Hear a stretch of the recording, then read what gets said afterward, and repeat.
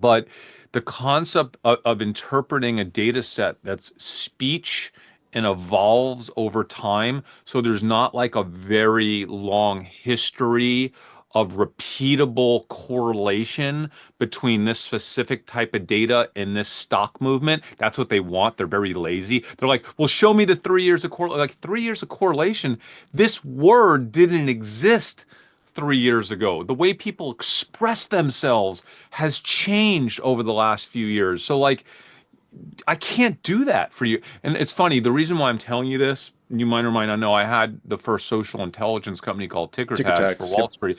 And so I spent years of my life, I had to deal with Twitter. I was one of three financial companies that had to deal with Twitter. I actually ingested the fire hose or the Deca hose, which is 10% of the fire hose, in real time and had 7 years of history.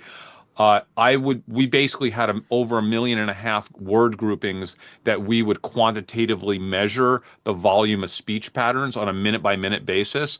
And we could detect anomalies, and we would try to sell that data to hedge funds.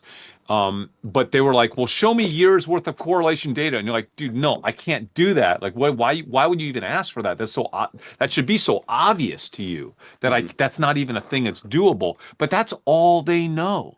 They only know that. And Wall Street is a very cover your butt type of atmosphere, to where if you don't have a long history of proven success with a particular model that's repetitive, and like, they don't trust anything. So if you go to them and you're like, hey, I just read a ton of comments on TikTok, right? Like, my interpretation is that this one thing is going to heat up based on the way people are speaking about it. But you can't prove it to them through like very strict data, correlation. They're never going to trade it at scale. And so Right. that's the issue I had at TickerTag selling to Wall Street. But that issue is an opportunity for investors that aren't so scared, right? That don't have a cover your butt mentality.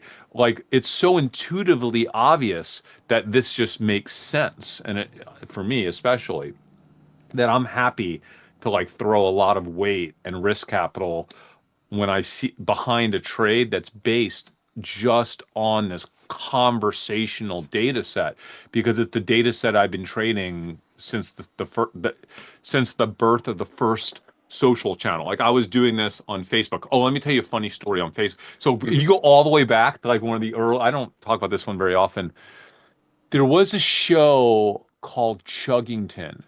It's like super old now. I don't know if it's like 15, 16 years old. It was like a children's animated show that came out of England.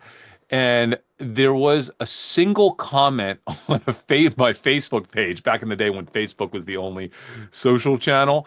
And it was a mom who was like, hey, my kids, I think she had twins. She was like, my twins, for the first time in their life, were quiet for like 15 minutes straight. And I thought something really bad happened. I went rushing through my house, and there was this show Chuggington on, and they're obsessed with it.